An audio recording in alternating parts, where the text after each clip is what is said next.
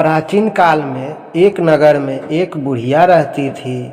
वह हर रविवार प्रातःकाल उठकर स्नान आदि के बाद घर आंगन को गाय के गोबर से लीपती, फिर सूर्योदय की पूजा करती और उन्हें भोग लगाकर स्वयं भोजन करती थी।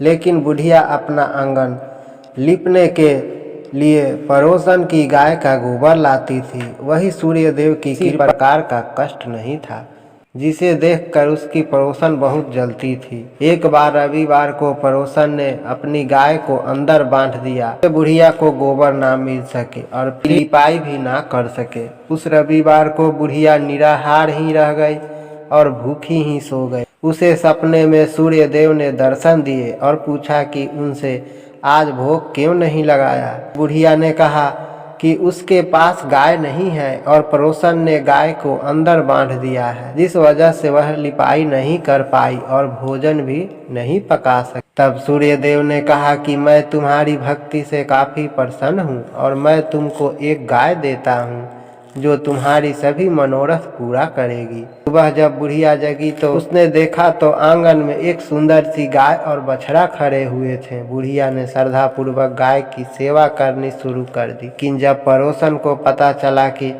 बुढ़िया के पास भी एक गाय आ गई तो वह अत्यधिक जलने लगी। तभी उसने देखा कि गाय सोने का गोबर देती है।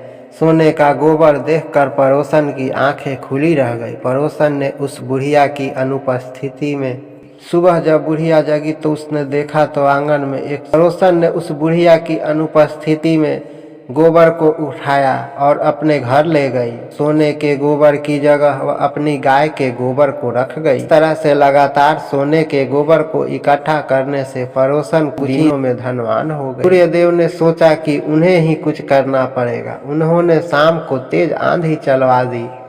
आंधी के कारण बुढ़िया ने गाय को आंगन में बांध दिया और सुबह उसने देखा कि गाय तो सोने की गोबर करती है। फिर वह हर रोज गाय को अंदर बांधने लगी। पड़ोसन से यह सहन नहीं हुआ और उसने राजा को यह बात बता दिया कि बुढ़िया के पास सोने का गोबर देने वाली गाय है।